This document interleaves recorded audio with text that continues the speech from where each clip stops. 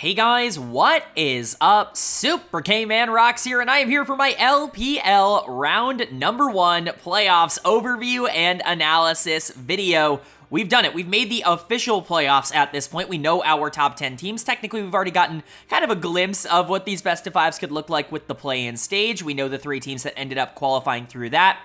And, of course, we're going to talk about 3 of them today. All 3 of them play in round number 1 because of the format here in the LPL that we've all grown to love, kind of the gauntlet-style playoff format. I'm excited to go over it. I hope you guys are excited as well. If you are, let me know down in the comment section below. What did you expect from these 2 series? Did you expect the outcomes that happened? Are you surprised by the winners who are moving on? Just would love to know your thoughts and opinions down below. Of course, if you want to know my thoughts, check out the videos up in the iCard right now. Up there is going to be the playlist, obviously, for the LPL. That's every single week of the LPL done in an overview and analyzed fashion, as we've done with basically every region all year long. And then, of course, we also have my play-ins analysis that's going to be linked up there.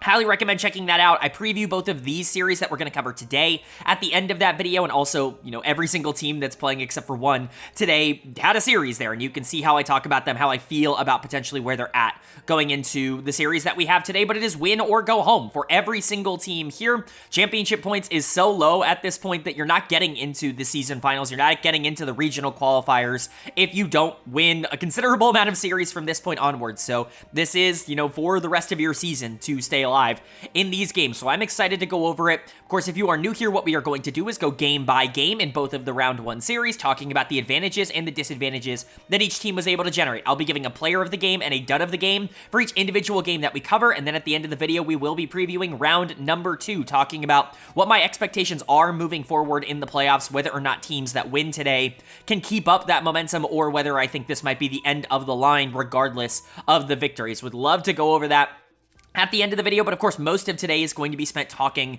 about the actual series themselves. So, without further ado, let's get right into it. Our first series of the playoffs proper is certainly an intriguing one. The 2 worst teams from Group Ascend end up making it out of the play-in stage, some with a better draw than others, and end up playing against each other here. It is the number 8 seeded LGD Gaming and the number 9 seeded Ninjas in Pyjamas. This is the closer seed matchup here in round number 1. However, I don't know if it's the closer series. Now, it really might be, because we saw in the regular season, LGD actually beat Ninjas in Pyjamas in their best of 3 at the end of the regular season, the main stage here in Group Ascend, and that's definitely an encouraging sign. But you would have to say that Ninjas in Pyjamas have to be favorites coming into a series like this, regardless of the fact that they lost the first time around. I think basically everybody is going to say that if they lose, it's going to be more of an upset than, if LGD ends up losing. That's going to be more of the expected outcome. The reason for that being they looked significantly better in their series against Rare Adam. I think they're really starting to go back to basics a bit.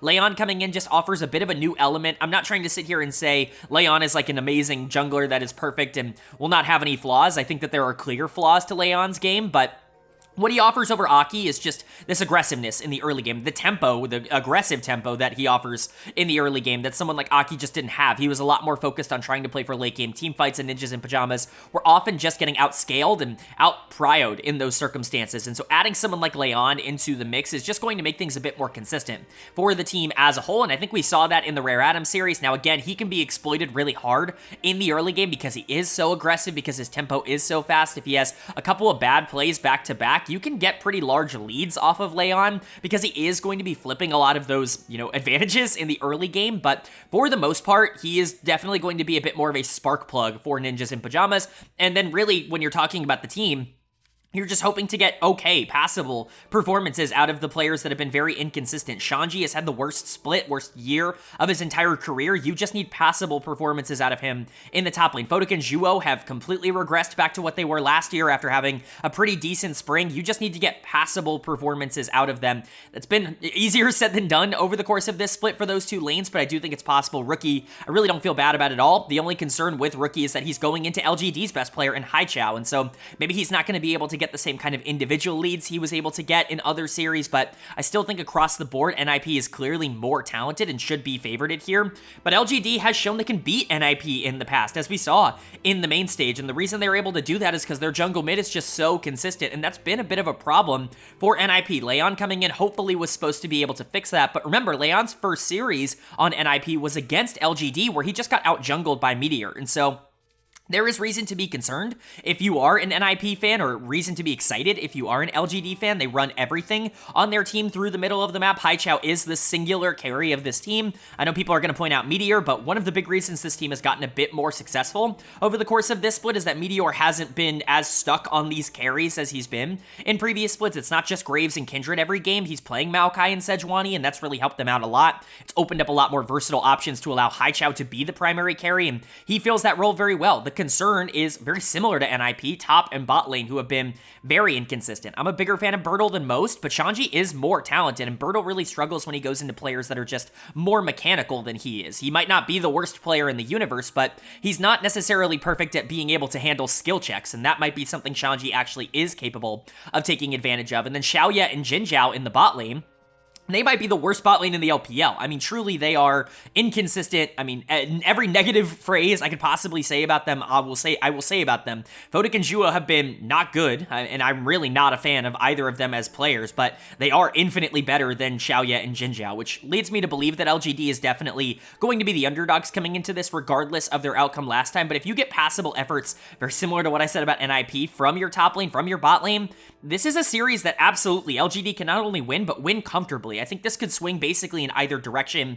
You know, as I've been hinting towards, Ninjas in Pyjamas was my pick in this series, and I think I gave it 3-2 or 3-1 or something like that. I think it should be close. I would be surprised if this is like a complete blowout, because I just don't think either of these teams are good enough to win 3 straight games without any flaws. Like, both of them have too many issues to do that, but I do think that Ninjas in Pyjamas is probably a little bit better well-rounded. But I've been burned in the past by going against the results that we've actually just recently seen. I mean, I picked OMG over Thunder Talk in the play-in, so maybe I'm wrong. Maybe I should have just stuck to the actual results that we saw on the Rift, but the only way to find that out is going to be to go game by game, and that means starting with game number 1. And the winner of game number 1 was Ninjas in Pyjamas. They are going to win game number 1. They're going to go up 1-0 in this series, and we get to see our first Aurora here in the LPL. It's been disabled over the last couple of weeks because they don't usually like to allow champions on their first or second patch, just for bug reasons, in case there's something that has yet to be discovered, or if they need to make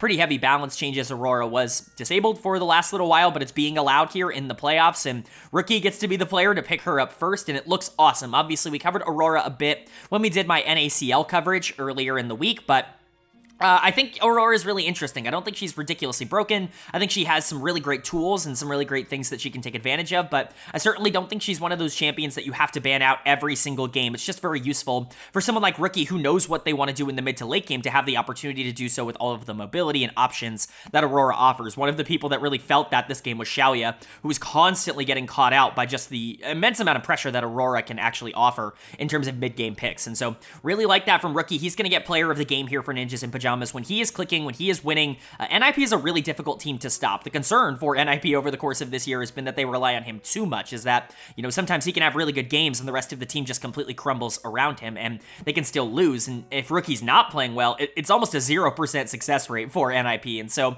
they rely on him a pretty heavy amount, almost more so than any other playoff team with one individual player. But that means when Rookie is doing well and when he is popping off like he was in this game, it becomes so much easier to end up winning. And that's what he was able to do. So I like the champion, and I like the player on the champion in particular, just to give him more agency. Wasn't exactly the most dominant in the early game, but it really doesn't need to be with the amount of options that champ has in the late game. I do want to give a big shout out to Leon. Again, this was a great example of what Leon offers over Aki individually as a player. He offers that just pathing in the early game, that aggressive tendency, that willingness to go and try to make plays. Obviously, you can talk about Shanji basically walking into the bot lane for that 4v2 dive onto the bot lane early on in the game to get first blood, but a lot of that was set up by Leon's pathing, and I genuinely don't think that this team does that with Aki. I just don't think that call is ever made, and so I feel really good about Leon coming in. This wasn't exactly like a perfect game from a mechanics standpoint, but he was certainly good enough, and he didn't make any major mistakes. He was good in team fights, and I think the mentality shift is pretty much due to him, and I think that that's a positive overall.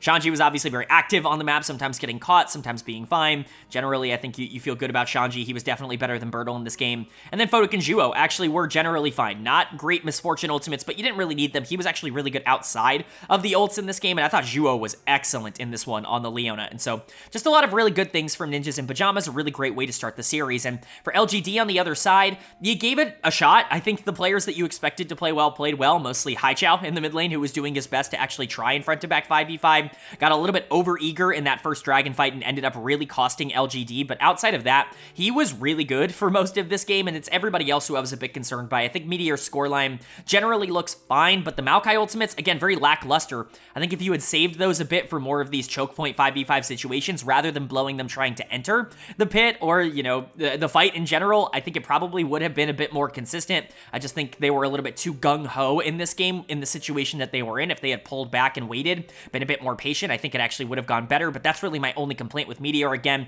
outside of the ultimates, very similar to Photic, he played fine this game. But the other three didn't. Bertle was getting caught out in side lanes. Not a particularly great game from him. He had a couple of big moments in team fights, which is why he's not getting dud of the game. He just was generally fine in those fights. But again, the side lanes were a bit of a problem for him and for a lot of players on LGD. And then the bot lane, I mean, they were horrible. They are clearly duds of the game. I'm going to give it to Xiaoya. Almost not for his fault, but he was just way too greedy in the late game, trying to step up and catch these waves and, you know, trying to get back online. They've got an Aurora, they've got a Leona, they've got a Zyra. They have so many ways to lock you down if you are overextended, and Xiaoya was just overextending over and over and over again, and it became quite a big problem. I still think he's better than Kepler, but bot lane has been a black hole for LGD over the course of this split. Jin Zhao is obviously not better. This guy is like a bottom 2, maybe even bottom 1 support in the LPL at times. He's just not a player that should be in the playoffs, and he is getting exposed a bit when Zhuo is just completely gapping you out of the support position. That's not ideal, but LGD still has ways to get back in this series. Again, Haichao already looked pretty good in game 1. If he can clean up basically the one error that he made that actually cost this team, I think they're going to be able to play through him, and Haichao can win games 1v9. We've seen it multiple times this year, but it's a great start for NIP. Can they keep it up? Can they go 2-0 to open up this series and really put themselves in a dominating position, or is LGD going to be able to equalize and tie up the series? Well, the winner of game number 2 was Ninjas in Pyjamas. They are going to take game number 2. They're going to go up in this series 2-0, and they have taken full control. They are clearly the better of these two teams, even with a couple of players, well, one player in particular, on LGD playing really well right now. It just doesn't matter. The talent gap across the board for NIP is just a little bit too high, and it's causing LGD to crumble. Their the weak links, I will say, are definitely causing them a bit of trouble throughout this series so far. We'll talk about some of the mistakes they've made in just a minute, but for NIP, they've got some players that are really stepping up when it matters the most. In my opinion, most of all, Zhuo in the support position, who is going to get player of the game here in game 2. He's been awesome in both of the games so far in this series. It's not entirely surprising to see him step up. Of all of the players that have been quote-unquote inconsistent for NIP, that being Shanji and Photic, and obviously him, coming into this series, the concerns, he was the one I was the least concerned about from an individual perspective. I think a lot of the problems in the bot lane have been, you know, their problem. It's not just a Photic problem. It's not just a Zhuo problem, but I think Zhuo, from a mechanics standpoint, has a little bit more upside and a little bit more floor than Photic and Shanji do at the moment. Obviously, a lot of their problems are more mental. Like, we know Photic is individually talented, but the problem is that when he loses harder than any player in the LPL, and then something's going on with Shanji in the top lane. He just doesn't have that killer instinct that he had last year. Zhuo is somebody that I actually do believe can be a pretty good support at this level, or at least an average support at this level, somewhere around like a Lumao or like a Mark. I think they're kind of similar in terms of styles. And he's been awesome in this series. He's been nothing but a positive through the first 2 games. Those engages on Rel in this one were genuinely game-winning. A lot of trigger pulling, and I think that that's really always the concern with supports in this meta, is just getting a bit too passive. So long as you stay aggressive, so long as you are actively going out there and attempting to, you know, be the one to initiate these good plays when you're so far ahead, then things are probably going to be able to work out, especially when LGD really only has one carry on the other side of the map. I do want to give some shout-outs to Rookie here. He was good once again here on the Zeri. He was the damage carry. He was the one that got a lot of the gold, especially early on, that they could use to transition into like really good macro and good positioning, good setups for a lot of these objectives. The problem for Rookie is just that he sometimes lost some 1v1s to Haichao, and that's going to knock his score down just a tad bit for me in terms of player of the game standings. I think without those 1v1s, he probably would have gotten player of the game, but, you know, no flame here. Losing to Haichao at the current moment is certainly not a huge negative. This guy is legit just playing out of his mind, as he has for the entire year, but Rookie was very good outside of that. Photic continues to be fine enough. The ults aren't perfect, but you have so much great setup here with the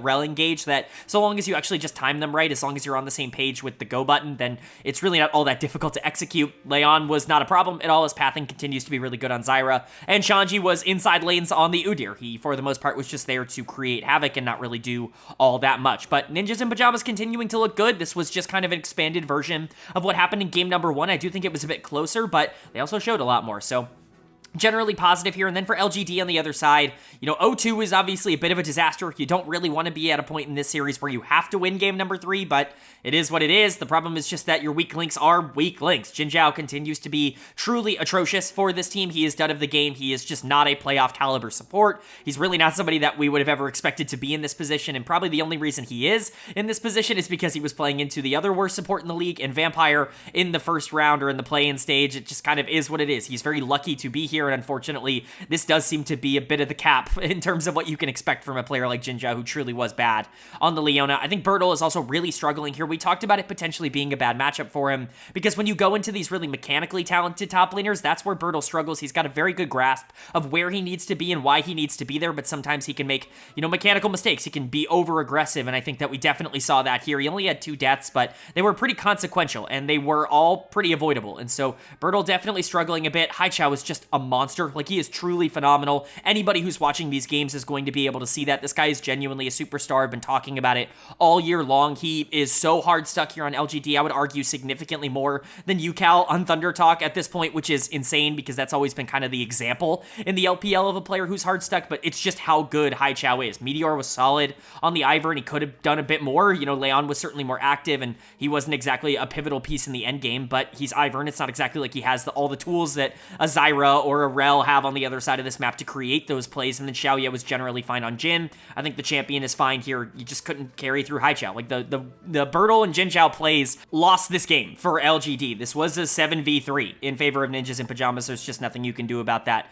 if you're LGD, but your backs are up against the wall. You are one game away from not only being eliminated from playoffs, but of course, having your 2024 season come to an end. That would be a pretty horrendous way to go down, but we'll see if they can keep it alive here in game 3, and then for NIP, you can close this out in a series sweep and keep that ball rolling. You didn't lose a game in the play-ins. You might not lose a game here in round number 1. That could be a massive confidence booster moving into the actual difficult series that you are getting after this. So we'll see, can they close it out here in 3 games, or is LGD going to be able to keep this series alive? Well, the winner of game number 3 was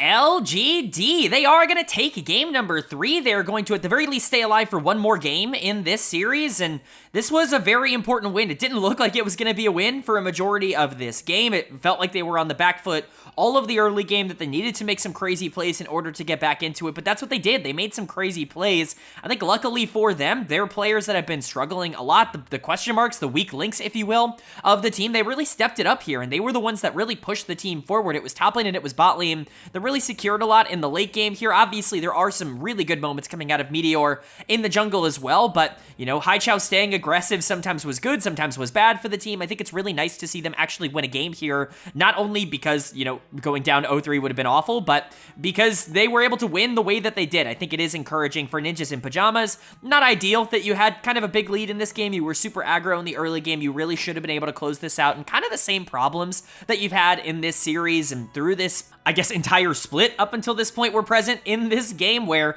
you are able to get those leads, you're able to do some interesting things, but just some sloppiness in terms of execution in the late game, allowing dragons to stack for your opponent, not really capitalizing when you do get those early game leads, and just slowly bleeding out. Like, those are the problems that NIP has had over the course of this year, and that was very much prevalent in this game number 3. And so obviously it sucks to lose it. You probably wanted the sweep, you probably wanted to go home, but not the worst thing in the world to lose game number 3 when you were already up 2-0, as long as you bounce back. If you lose game 4, now you've got a problem on your hands, but we'll talk about that if we get to that. For LGD, player of the game is pretty obviously going to go to Bertle. I don't think it could possibly go to anybody else. This is what I always talk about. I understand that Bertle is kind of a feast or famine player. His losses do look really bad. I'm never really going to try and argue against that. I don't think that that is, you know, something that I'm going to try and say is, oh, it's overblown by the community. I understand, like, when he loses hard. He's not somebody that really loses all that gracefully, but when you talk about top laners that, like, actively win games for their team, there aren't like 7 or 8 top laners in the LPL that win more games for their team than Bertle, even if he loses quite a lot of games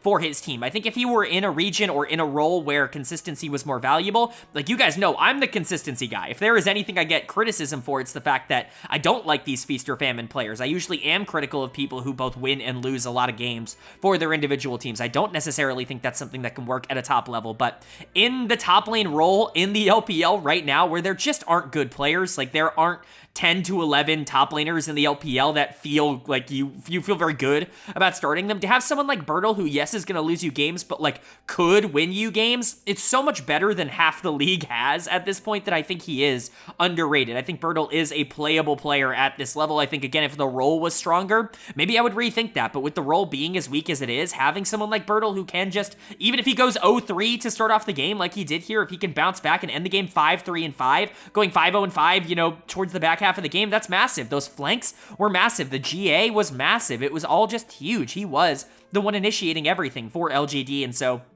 I will continue to at least push the narrative that Bertle is not nearly as much of a negative as he gets credit for, because he is going to win some games for you, even if you do have to put up with some of the bad games in order to get there. Xiaoye and Jinzhao were also fine this game. I don't think that they were as good as their scorelines would indicate. Jinzhao actually had some interesting engages. Xiaoye was more so just along for the ride. He had a couple of fine moments down the stretch. Like, he wasn't bad. He wasn't making mistakes by any stretch, but I think there were better plays from other players on this team, even if the scorelines look fine. Meteor and Haichao had better good plays and also significantly worse bad plays. Meteor was mostly just along for the ride. I think his play in the back half of the game was pretty solid, but he was really outpaced early on by Leon. And then Haichao was very hit or miss in this one, considering, you know, where he has been for this team and their losses at the beginning part of this series. For this to be his worst game and for them to win it, it's pretty funny. Like, just kind of how it ends up working. I do think this is the worst of the 3 games so far for him. I think maybe the Tristana game in game 1, but even then, like, he was still making a lot of good plays. Haichao is just a good player. Like, you're going to have good moments from him, but the inconsistency here was definitely a little bit off kilter considering how well the rest of the team was playing around him. But LGD picking up the win, again, it was essential. If you lose this, your season is over, puts you in a spot to potentially go and win game 4. I'm not going to call it a comeback until we see that, but if you win games 3 and 4 and you go into game 5 with that level of momentum, especially against a team like NIP that has some pretty major confidence problems, that's actually a pretty major benefit. And so we'll see what happens, but for Ninjas in Pyjamas, it's not time to panic just yet. Just a couple of moments that got out of hand in the back half of the game. Leon just getting picked off over and over again became a problem here. He's going to get dead of the game. This has always been Leon's problem individually as a player, is that his early games are really good and his late games are really bad. It's not usually quite that binary. No player is really that binary, but for Leon, he can sometimes be that binary where it's like, oh wow, these early games are going so well. What do we do now? Well, the rest of the team isn't super fed, and so we can't exactly force these 5v5s that Leon likes to do. Now he's getting caught, you know, picked off and, you know, going into objective pits because he's just over aggressive by Yone ult or by, you know, the Alistair or the Renekton or somebody, right? Leon is just in these positions that he probably shouldn't be in. Not just him, Shanchi was way over aggressive in the back half of this game, often trying to just ult Xiaoye regardless of what the situation was, and just kind of walking into a Renekton that can pick up a free kill against him. It's really not an ideal way to play Cassante. I think Rookie needed to be a bit more consistent throughout the back half of this game, even if he was really good in the side lane on LeBlanc. Photic and Juo were generally along for the ride. Photic got a really nice solo kill on Xiaoye. Xiaoye's only death of the entire game, but outside of that, nothing really huge from Photic, no major errors either, and same thing for Juo. I don't think they were the problem here. I just think some inconsistency in the late game, some over-aggressive positioning, and generally just not respecting your opponent is kind of what cost them this, which is why I'm not really worried all that much. I think if they lock in for game number 4, it's going to be fine. This felt like a game where you've already beaten this team twice, 2-0 today. You go up in this massive lead, and you kind of take your foot off the gas, and LGD's good enough to take advantage of that, but if NIP is locked in, I'm really not sure this happens again. So we'll have to see here in game 4. But again, if you lose games 3 and 4 and you're heading into game 5, that confidence is all of a sudden a lot lower, and it becomes a lot more paramount that you lock in. And so this is a pretty important game number 4. You do want to close it out here and not push it to a game 5. But LGD, of course, wants to bring us to Silver Scrapes, wants to keep this series alive. Are they going to be able to do it? Well, the winner of game number 4 was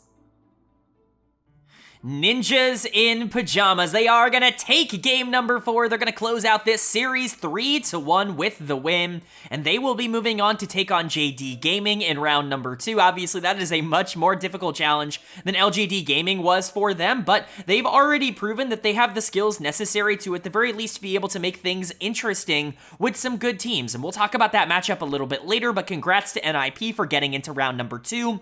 This has been a really nice bounce back from what was a horrendous main stage, a horrendous regular season. They have essentially gone from being a team that couldn't win a game to save their lives, including against LGD Gaming, where they dropped games 2 and 3 of that series, ended up losing it, ended up going winless in the main stage. They've gone from that to winning 2 series back-to-back and only dropping 1 game combined in both of them. It's really good stuff. I understand the level of competition wasn't particularly high in those series. Rare Atom, LGD, they're not exactly the strongest teams in the entire world, but still just being able to get the job done is more than I think we expected from Ninjas in Pyjamas going in to this tournament. And so you're really excited to see that for LGD.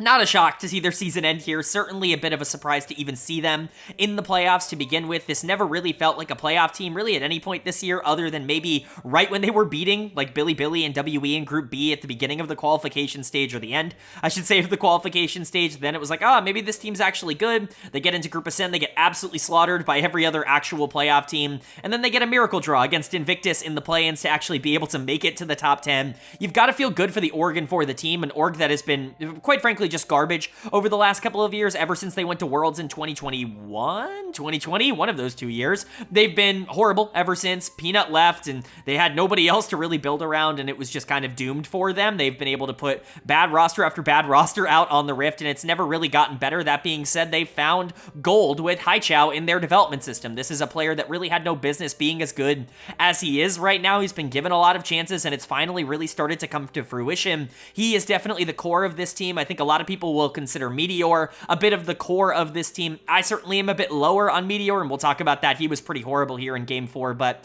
for them to be here, you got to consider it an accomplishment, even if they didn't actually get through round number 1. But let's talk about NIP first and foremost. Player of the game and player of the series as a whole for me is going to go to Rookie in the mid lane. I felt like he was the best player for NIP. Broadcast gave player of the game to Photic. That's crazy. Like, I respectfully, that's insane in my opinion. He was very much just a part of the game plan in this one. He didn't really have to do all that much. Maybe there are people in the comments section that disagree, and I would love to hear you guys' thoughts on whether or not you think I'm underselling what Photic was able to do, not only in Game 4, but in this series as a whole. But he was very much along for the ride, in my opinion. Rookie was the one creating basically all of the advantages for this team, and Photic was kind of cleaning up on some plays that basically everybody else was making. So I was really shocked to see Photic get player of the game for this on the broadcast. But Rookie, to me, clearly the best player in game number 4, and clearly, in my opinion, the best player for NIP in this series. The only other player I considered was Zhuo in the support position. I thought he was excellent, very consistent throughout a lot of these games. He had a really good series overall. You know, playing against Jinjiao will kind of do that to you in the support position here in the playoffs, but you still got to give credit to Zhuo for stepping up when it matters the most. This is somebody who did play well in their playoff run last split. You know, people forget this team went top 4 last split. A lot of that was because Zhuo was actually super good in the playoffs, and so if you're talking about a player you can hopefully continue to see stepping up in these best of 5, Zhuo was kind of an important one, but Rookie, obviously the core of this team.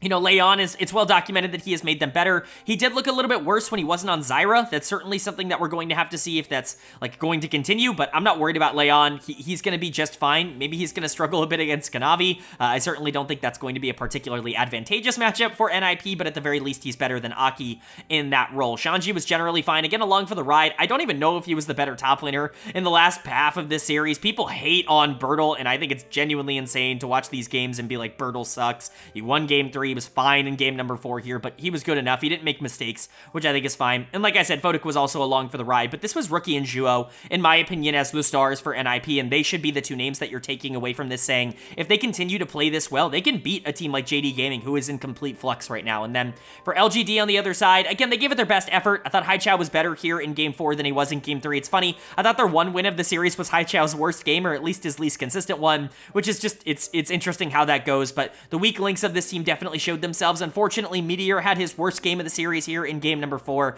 Very easy choice for dud of the game. Not all of it was his fault. He 1v3'd this entire game. Their entire game plan was to take away the brand, was to get him behind 50 CS, not really allow him to play the game. LGD did not adapt well to that. They didn't really save Meteor, but at the same time, like, I can't give dud of the game to anybody else. He was the least valuable player on LGD in this game. I think Meteor is fine. I'm not blaming him for this. I do think he's a bit overhyped in terms of his skill set. I think he's good as a jungler. I don't think he's great as a jungler, and I think he's continuously proven that. Haichao is the real star of this team, and Meteor was just kind of along for the ride a bit more so, but this brand game can't be put entirely on him. Jin Zhao just continues to be unplayable at this level. Like, the Alistar was horrible, constantly out of position. The engages he was making were badly timed. They were disconnected from the rest of the team.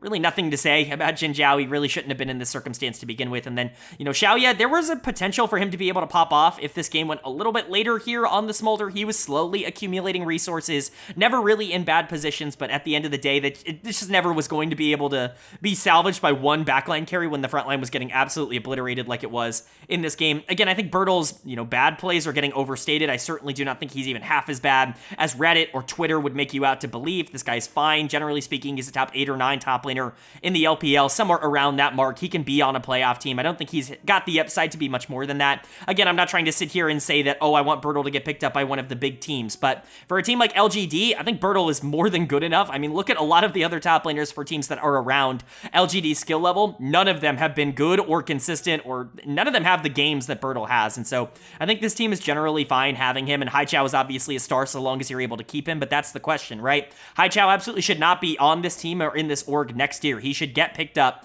by a major team. I think he has usurped UCal, in my opinion, as the player that you have to go get if you are a top team looking to promote somebody from this lower echelon of LPL teams. I think Haichao has to be on a contender next year, or I'm personally going to be very upset. But congratulations to LGD for making the playoffs. They certainly exceeded my expectations. And congrats to Ninjas in Pyjamas for moving on. Moving to round number 2 is obviously great for this team. And, we'll talk about it a bit later on in the video, but they definitely have the potential to maybe do something more. I wouldn't really expect it. This is probably as far as they get in terms of their positives, but winning a playoff series seemed like a crazy ask even just a month ago. And the fact that they're here, I think, is still a positive overall.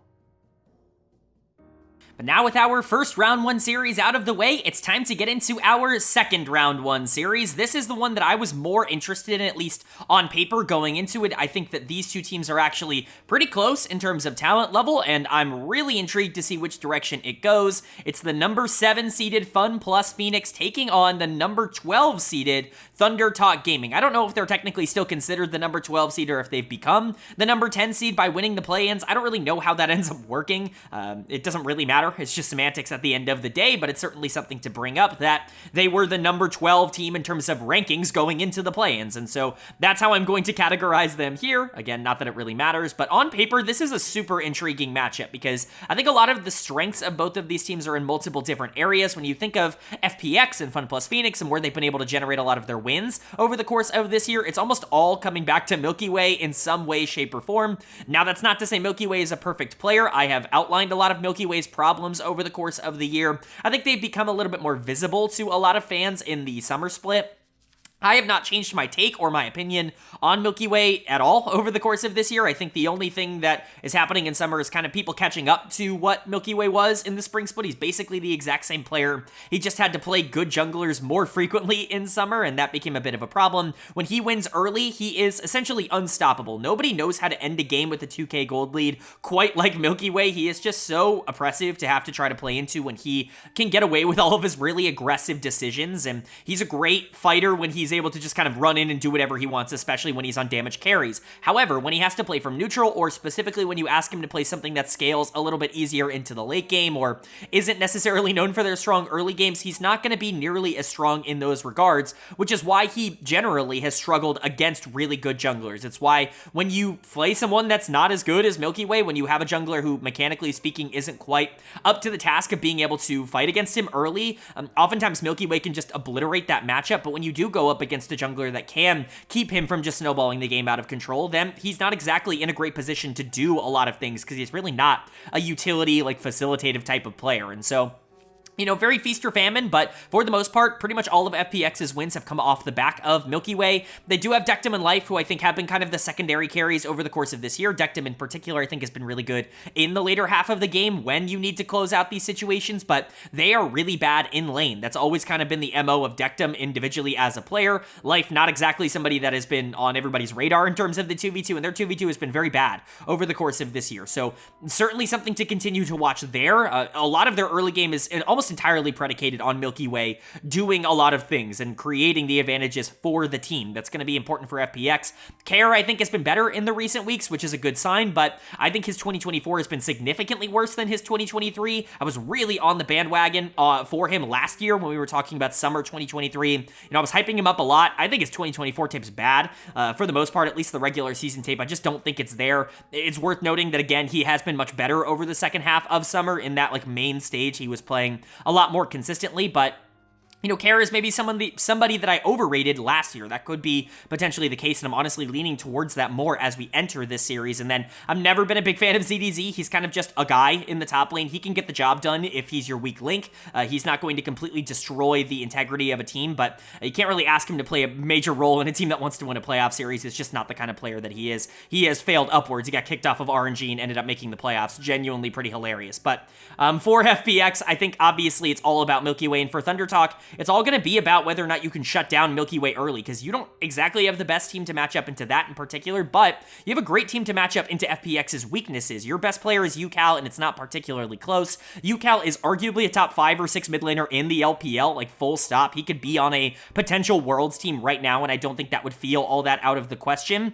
And he's going into Care, who I just talked about not being the most consistent player of all time, especially in this meta. And so if UCal can really start to get some advantages, play a bit more aggressive, if you can just snowball him out of control, there is a strong chance, and I would say this, pretty confidently going into this is my opinion, that UCal is the best individual player in this series. I think he is the best player, and so we'll see how that ends up translating. 1xN and Feather, obviously a bot lane that has, excited a lot of people. Feather has been infinitely better recently. He was kind of the OMG killer, not only at the end of the regular season, but in the play-in stage as well. Feather was the one who really kind of put the nail in the coffin of OMG. If he can play like that again, Thunder Talk's going to be relatively unstoppable. That was really what was holding them back, is consistency in the support position. 1xN is good. I don't think he's a star. I've seen a lot of people talking about him as if he's the next great AD carry here in the LPL. I think he's a good AD carry. I think he's a top 10, top 9-ish AD carry. Somebody who is probably in the right spot here as the number 9 or number 10 seed coming into the playoffs, but not somebody that I would expect to drag this team across the finish line. Beishwan is somebody who's going to get away mostly with his macro, which is why I'm a bit concerned about the matchup into Milky Way. His biggest weakness is his mechanics. He's not a great mechanical player. He's really not somebody who likes to play fast. He wants the game to go a little bit longer and try to get as many resources into UCal and into 1xN as possible. That could be a bit exploitable by Milky Way. We'll end up seeing on that, and Hoya is obviously somebody who has been pretty bad for the most part in the LPL, but again, very similar to what we talked about with Care, has been significantly better over the past 2 or 3 weeks, a month or so. That's encouraging at the very least to see that it's getting better, but we'll have to see if he can continue to lock in. My prediction for this series was FPX, but very close. I think this is closer, in my opinion, than Ninjas in Pyjamas and LGD were, at least on paper. I think that series was, on paper, very in favor of NIP, and I think this series is definitely much more up in the air, but I think FPX just has enough. I think Beishwan is the player I'm concerned about. If Beishwan plays well, Thunder Talk's going to be fine. If Milky Way can't get those advantages, I don't know if FPX can win this series, because I trust UCal a lot, but it's all going to be about whether or not Beishwan can keep that faith alive. And is he going to be able to? Well, we're going to have to find out, starting with game number 1. And the winner of game number 1 was Thunder Talk Gaming. They are going to take game number 1. They're going to go up in this series 1-0, and this is the kind of game number 1 that you need to really establish yourself in a series like this. You need to be able to come out and show we're not just the better team in 1 or 2 areas. This isn't just going to be a matchup of, can our weak links be a little bit better than your weak links? We can win everywhere. We can dominate as a team, because this was a team victory. There's really not a lot to say in terms of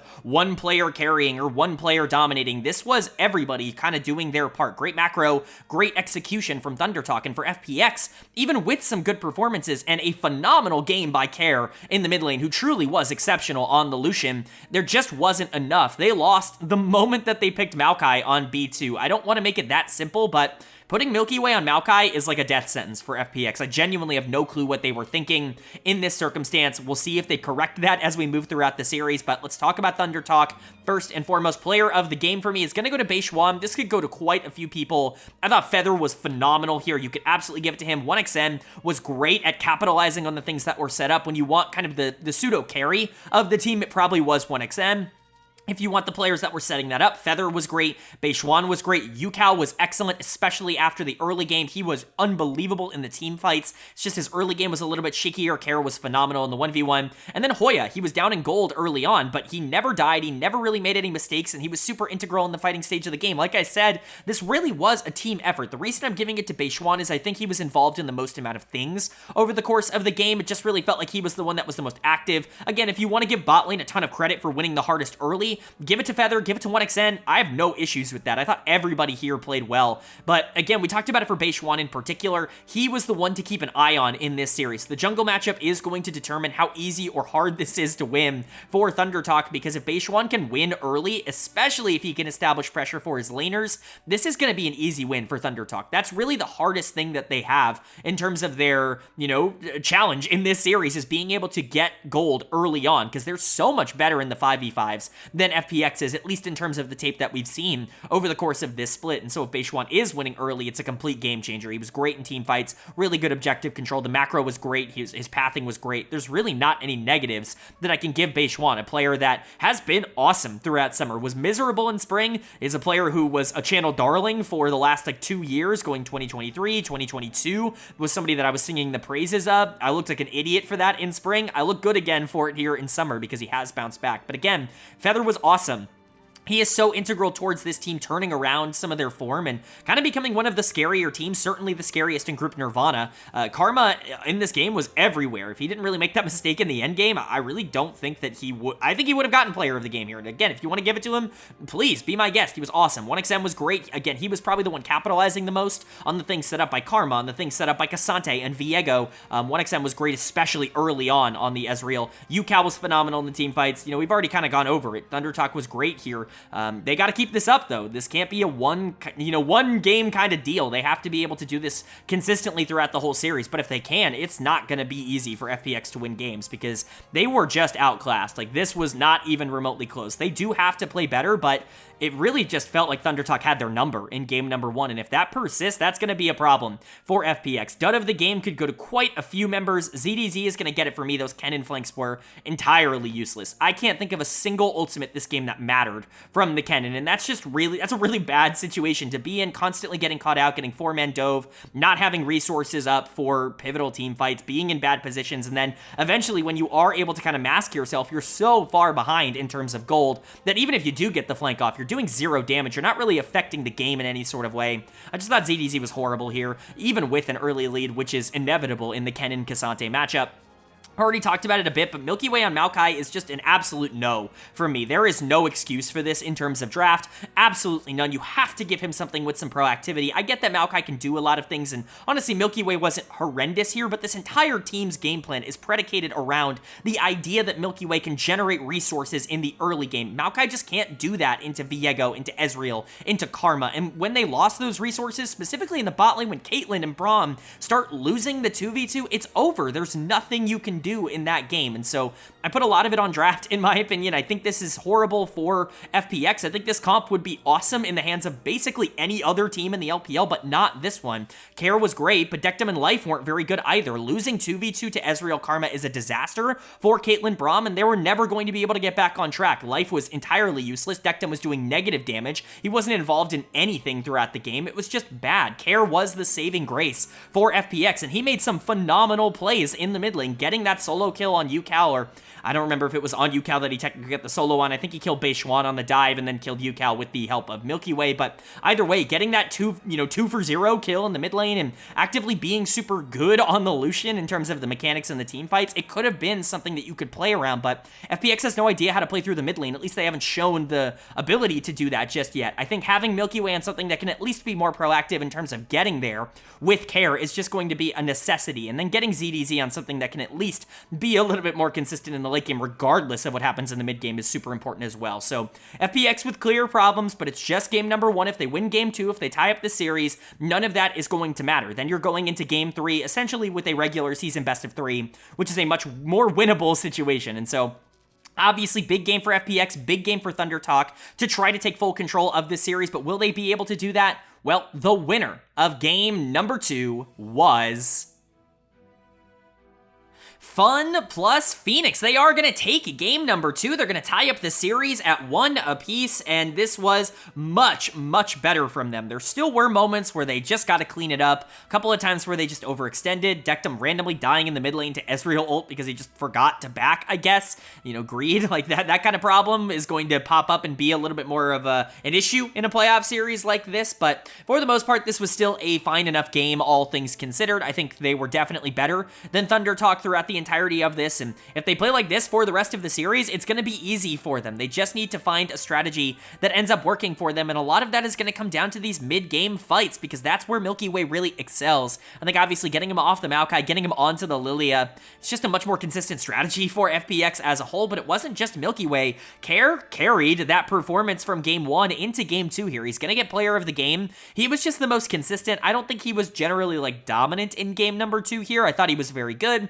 Really didn't make any mistakes, and he's probably the only player on the team to not make any sort of major mistakes, but I really wanted to give this to Milky Way. At times, I really wanted to give this to Life. I think that there were really good moments from those two players in terms of what they were able to do to create the positive situations for FPX as a whole, but again, they just had too many moments for me. Milky Way in particular was really the other candidate for player of the game, and I just thought Care was slightly more consistent across this one, so he ends up landing it, but he's been the best player through their first 2 games, so definitely interesting to see if that ends up lasting. Dectum was also very good here on the Kai'Sa at being able to capitalize. Not very aggressive, which I think is fine. You don't really want him to be someone that's diving in with the way that this comp ends up being structured. The Mordekaiser makes that a lot more difficult. Obviously, Ivern shields obviously make that a lot more difficult as well to blow up people on the backline. You don't want to get your Kai'Sa super far out of position, so I understand why he was a little bit more tentative in terms of how he wanted to play this game out, but still was very solid. I think Life helped a lot on the Rakan, Kai'Sa Rakan. It's just one of those bot lanes that, you know, I know it's not been around forever. I know this isn't like, you know, these aren't 2 champions that have been around since 2010 and, you know, have been beta favorites and whatever, but this feels like such a classic bot lane for pro. At this point, over the last, like, 5 years, we've seen them so often paired together, and they just complement each other's, I guess, needs so clearly in terms of gameplay. They are so perfect compatibility-wise in terms of their kits, and it really makes it easy for both of them to play the game. So, Dectum and Life were very good here. They just need to be good in the late game. That's really what you're asking them to do. Like I said, Milky Way was better. ZDZ still has some real questionable decisions, man. Why would you all out over the wall into the enemy team by yourself and then just like instantly have to flash back over? Sometimes I don't really know if he's like thinking about plays before he makes them. I'm not a huge fan of ZDZ. I don't think he was particularly good in this game on the Cassante, but the rest of this team was certainly good enough to be able to push them over the edge, Karen, Milky Way in particular. And then for Thunder Talk on the other side, not all of this was bad. I think Yukao was very hit or miss over the course of this game. He had the best individual plays from Thunder Talk and also had probably the worst individual plays. 1XM was clearly their consistent carry throughout this game, but he's also the one who ended it with that abysmal arcane shift into the middle of FPX that just gets instantly punished and ends the game on the spot. Maybe he just wanted to go next. Like, I really don't know what he was attempting to do here. I will say, I usually don't talk about commentary. I like 1XN. I think he's great. If you listen to commentary, especially in the LPL, you'd think 1XN's the next second coming of Jesus Christ. Like, this guy's fine. He's good at the game. He was probably the best player on Thunder Talk here, but he is not this, like, superstar hard hero carry. This isn't, like, Elk on Ultra Prime levels of hard stuck on Thunder Talk. He's not even the best player on this team. Yukao is clearly the best player on this team. It's just crazy to me to see kind of the general opinion that the broadcast has for 1XN. I usually don't like to bring up broadcast takes because, for the most part, they're pretty neutral, but the LPL broadcast is not neutral about 1XN, and I just don't know if I necessarily agree. I do think he's been very good in this series so far, and I'm not trying to discredit that he is a good player. I just don't know if he's a great player, and that's kind of what you would get if you were watching, you know, just the commentary. I think his bot lane partner doesn't help out a ton. Feather is just super hit or miss. His good games are awesome, as we saw against OMG, as we saw in game number 1 here. When he's winning, he looks great. When he's losing, he's walking up to the same bush he just got death bushed in and immediately getting death pushed again. It's like, what are we, like, at some point you have to, like, turn your brain on and try not to fall into the same traps that you've been falling into all year long. Like, I get it, there is some upside to Feather, and the consistent, like, clearly the good games are really good, but he's got to clean up these mental errors that he has. He's had them his whole career, and they just don't go away. Beishwan, essentially irrelevant here on the Ivern. I think generally as a pick, this really works for Thunder Talk, but it didn't here. The Mord was super good. Like, this was very effective, and I think this is a champion that continues to be under-prioritized, but only so much that he can do when you don't really have a damage carry on the team to be able to win fights when you're down gold so much. So for Thunder Talk, I think it's fine. Losing game number 2, it just brings you to a regular season best of 3, and this is something that both teams can absolutely win. Basically, we're going back to square one here, and so I think going back to the pre-analysis, it's all about, you know, capitalizing on the things we thought you'd be good at. Can UCal get back on track and limit some of these negative plays? Can Milky Way continue to look good in the early game? Can Care keep stepping up? You know, what's 1xN going to look like over the course of the rest of this series? There are a lot of things that I think can alter the outcome, but we're going to have to see starting with game number 3. And the winner of game number 3 was FunPlus Phoenix. They are going to take game number 3. They're going to go up in this series 2-1, and they have taken full control of this BO5 after dropping the first game. And it is the same guy we have been talking about throughout this whole series. He was the anchor point for FPX, trying to win in game 1. He was kind of the most dominant carry, if not kind of a team effort in game number 2, but he once again steps up to the plate. It's Care who's getting player of the game here in game 3 once more. This guy has been phenomenal in this best of 5 so far. We criticized his ability to be consistent the entirety of this year up until this point, and for him to show up and be the one that is really carrying FPX across the finish line right now, it's really exciting. It's a really cool thing to see. He's always had this upside in him. We talked about it a lot on this channel last year. Again, I talked about this at the beginning of the series. We had mentioned Care as somebody to watch going into 2024. Really did not pan out like that, but in the most pivotal time, it definitely is. The Tristana was excellent, picking off priority targets left and right, the really aggressive positioning and play from him sometimes was getting him into trouble, but there were other times where FPX was determined to lose team fights, and Care said, no, we're going to win them anyways. It really was a dominant performance. I think the only other player that I even kind of considered for this was Dectum in the bot lane. He was exceptional in the most pivotal fights, I would say, of this game. I think Care was a little bit better throughout the whole game, which is why he's getting player of the game for me over Dectum, but certainly I considered the Kaisa for this, specifically that one fight, not the end of the game, not the final fight, but the precursor to the final fight, the one they probably could have ended on before getting their second Baron, where Kaisa just completely took over, dove into the backline, was able to take out the Smolder, was able to take out the Brand and the Ezreal, and basically do everything on his own. Dectum is just such a good front-to-back 5v5 team fighter, and I get it. It's not the sexiest or the flashiest way to play the game, but Dectum is really good in that role. I think he's somebody that is very valuable to a team like FPX because they don't really have that other consistent 5v5 carry. Life was good. I thought ZDZ had a couple of great plays and a couple of really bad plays as well. Man, he can sometimes just be out of position. I really do think that there are just moments in the game where he just like forgets that he has to play League of Legends. And then Milky Way was solid on the Lilia. Certainly not exceptional, but not horrible either. Was definitely better than Beishwan in terms of positioning and getting caught out on the other side. So FPX looking good. This is the kind of comp that I think they can really excel at, and they've really found where they want to play through this series, like where they can get their advantages, and it's the opposite of what I anticipated. For Thunder Talk, I like the draft, I like the Brand plus Smolder, I like the Burn duo. I think it really does create kind of this off button for FPX that they have to essentially deal with as quickly as possible. If you let this game get to 45 minutes, there is no way you can win, regardless of where the gold is at. You know, hell, if this game went 5 more minutes, like Brand Smolder is just one of those combos that can basically win any team fight so long as they are in the game. Unfortunately, they weren't able to play the game here. Hoya is going to get dead of the game for me in the top lane here on the Renekton. He certainly needed to be better. I think you could make the argument that he wasn't awful.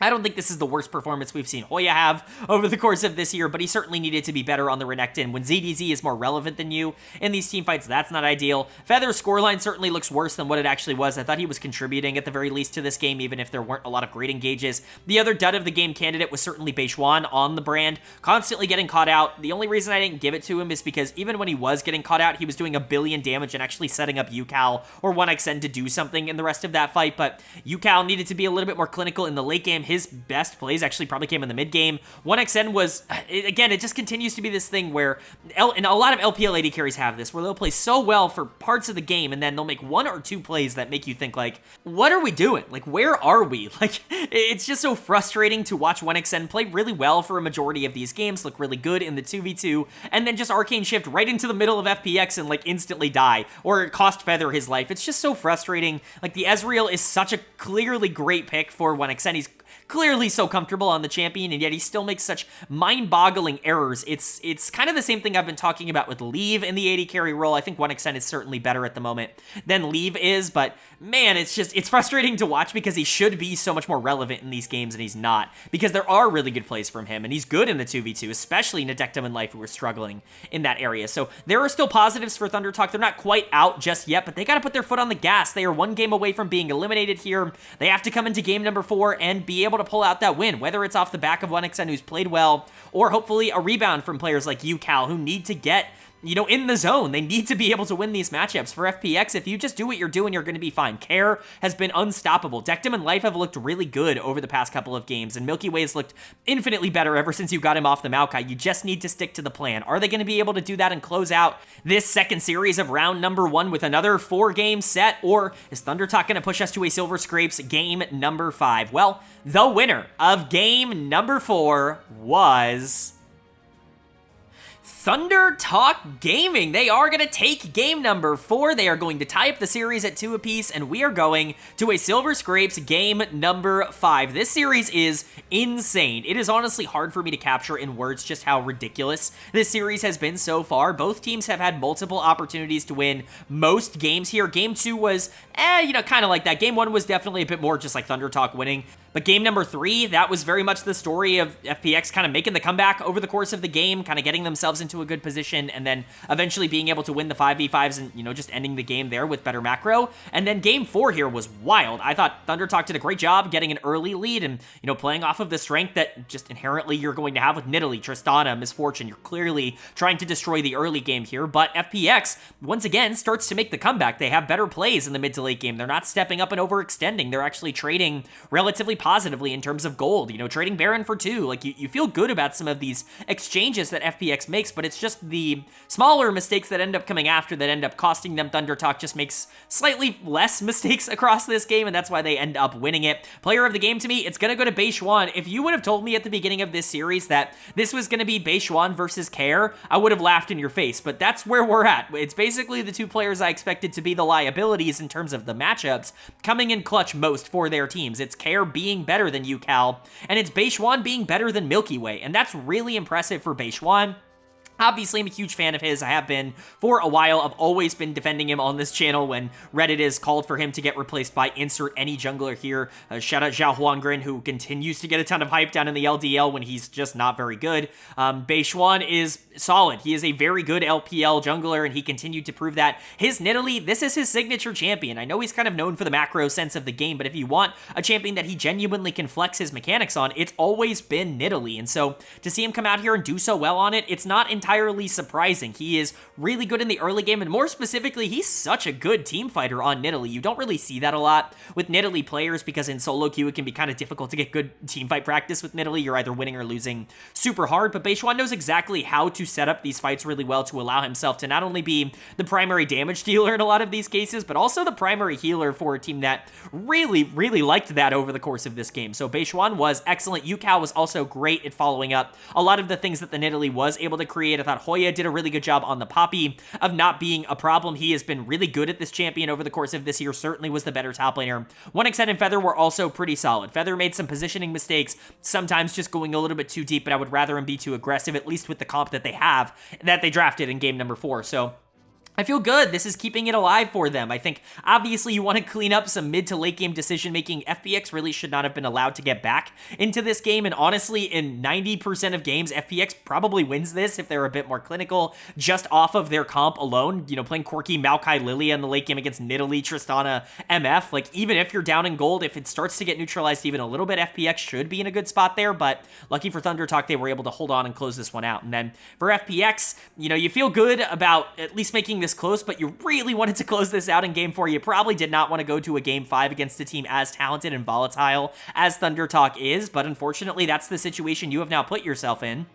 I think this unfortunately was kind of a return to earth for most of these players. Care wasn't quite as good here in Game 4 as he's been through the first 3. You're going to need him to get back to that form. It's been so important for him to be there. Milky Way was really solid, I would say, for a lot of this. I think that his Lilia was actually really clutch in a couple of circumstances outside of Dectum getting picked off level 1. I thought he was really solid and mostly fine in this game, if a bit ineffective. Life, I thought, was generally fine. Dud of the game, though, unfortunately for me, is going to go to ZDZ in the top lane. The Renekton just wasn't quite it for me in this one, constantly trying to dive the backline and yet getting blown up basically instantly. He wasn't really initiating fights, he was more so just kind of trying to control them. I think he just misused the Renekton. I don't think his influence was really all there towards the back half of the game, and perhaps if you have a top laner that is a little bit more relevant as we get further and further along here, you are able to come back, but unfortunately, a lot of these teams just want Renekton on B1 without really thinking about it. I get it, I think Renekton is a very good champ right now, but I do think it kind of limits your opportunities in the late game, and I think ZDZ really felt that here. And Kara was also just very ineffective. Like, the Corki just didn't really matter in this game at all.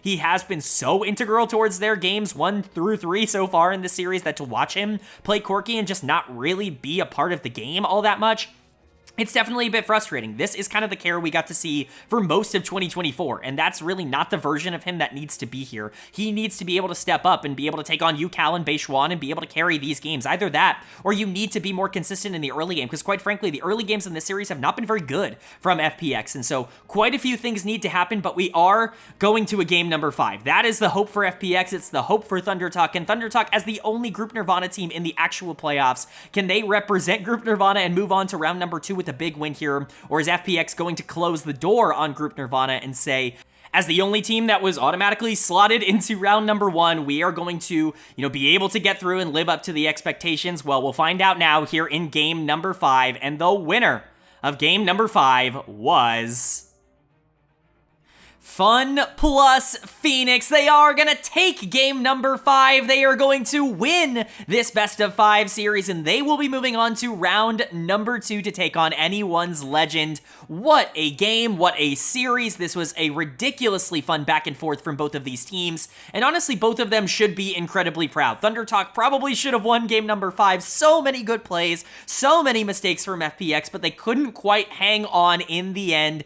At the end of the day, Care was simply too good. I'm gonna skip all of the overviews and stuff. We'll get to that when we get to each team and when we talk about them further on here, but I have to start this conversation by talking about the player of the game and the easiest player of the series that I'm ever gonna give out, Care, in the mid lane here for FPX. What a legacy-defining series from Care. I mean, this is a guy that genuinely has been looked at as someone who has maybe gotten worse over his time in the LPL, someone who started off so strong and just couldn't quite hang on to that initial, I guess, great gameplay that he showed over the first couple of years that he was in the league. And, he came into this series kind of being looked at as a potential negative for FPX. One of the reasons I pointed to for ThunderTalk to potentially be favorites in this series is Cal going into Care. That should have been a majorly in favor of ThunderTalk matchup, and it just didn't play out like that. Care was unbelievable in this series on the Tristana.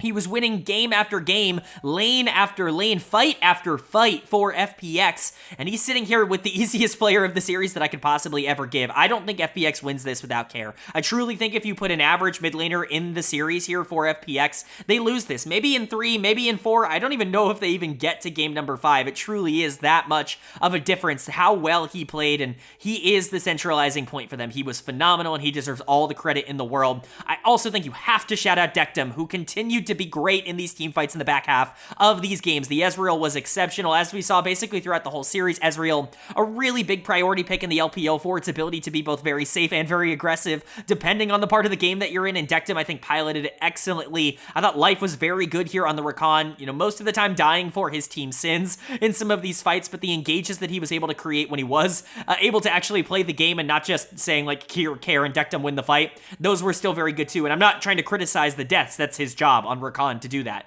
Milky Way's scoreline looks pretty good. I think the Kindred certainly had some moments of being both good and bad. That ultimate down in the bot lane fight right after the dragon was ginormous and quite frankly completely gave FPX the lead. But then you look at some of the final fights and he's not really doing anything. And so, you know, congrats to Milky Way. He was probably the worst jungler in this series and yet he's still walking away with a playoff victory. And ZDZ's scoreline, that looks pretty bad. He was really important with the Ornn ults this game and the upgrades and everything. Ornn is just generally so valuable in a game as close as this.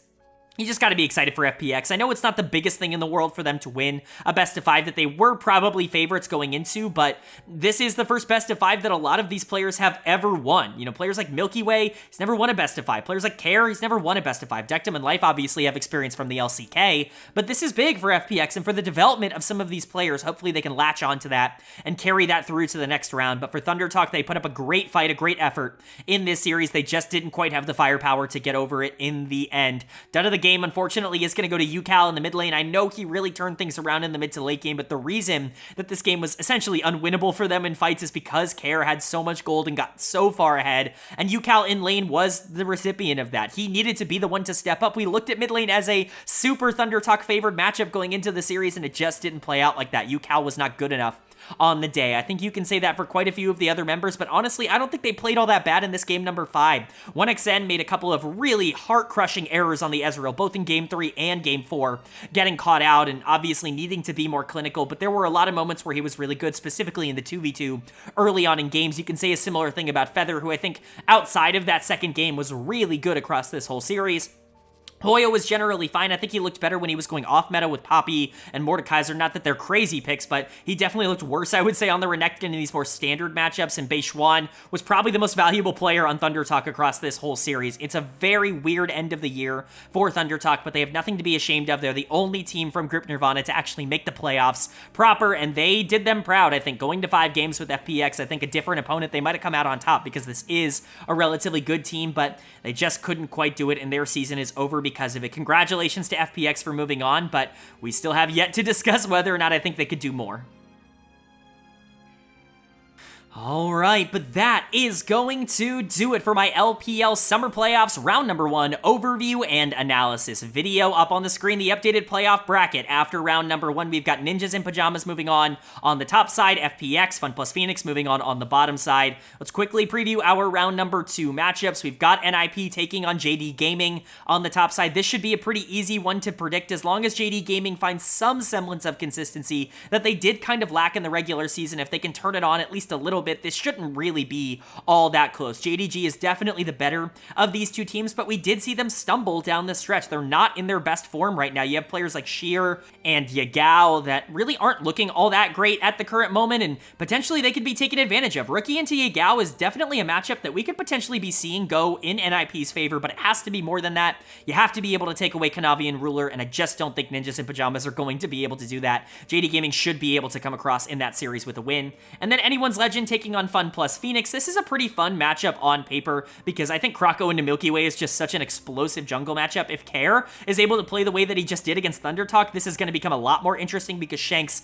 being so feast or famine, being pretty inconsistent, has actually been the detriment of AL over the second half of the year so far, as they've not been able to win through the middle of the map nearly as consistently. You've also got, Kale versus Life, two players that have played against each other quite a bit over in the LCK. You've got a couple of pieces here that I think could make it a lot more interesting, but AL should just have a higher floor. I think the team is more talented, and I think they have more going for them. I think Ale into ZDZ could be an absolute disaster for FPX, and for that reason, I'm picking Anyone's Legend, but I do think this is significantly closer. I think JDG NIP, quite frankly, should be a 3-0 in favor of JDG. If they drop a game, it's probably because Rookie popped off, but AL FPX, this could go all 5, and honestly, it could go either way. I just think AL is a little bit more consistent. If you're relying on Care to beat Shanks, I just don't know if you can get that every single game. So we'll have to see. I've underestimated FPX in the past. We'll see if that comes back to bite me here. It's only really come back to bite me in the Thunder Talk series so far, but even then, I still predicted them, so we'll see if they can over-exceed my expectations, but that's going to do it for today's video. I do hope you guys enjoyed. If you did, leave a like. It really does mean a lot to me. It lets me know you guys are enjoying the content, and it does help get this video out to a lot more people, which I'm always very appreciative of. If you're new here, hit the subscribe button. We don't only post about the LPL on this channel. We post about all 4 of the major regions. That's the LCS, LEC, and the LCK. We also post about the NACL every single week on this channel, and playoffs are starting everywhere. We're going to cover the rest of the playoffs, obviously, here in the LPL LPL, but we will be doing the same for every region that we cover. So if you're excited for that, if you're interested in a comprehensive overview of everything going on in LoL esports, this is the place for it. Hit subscribe and hit that bell so you can be notified when those videos do go live. But of course, with all that being said, I hope you all are having a great day. I hope you continue to have a great day. And I will see you all later.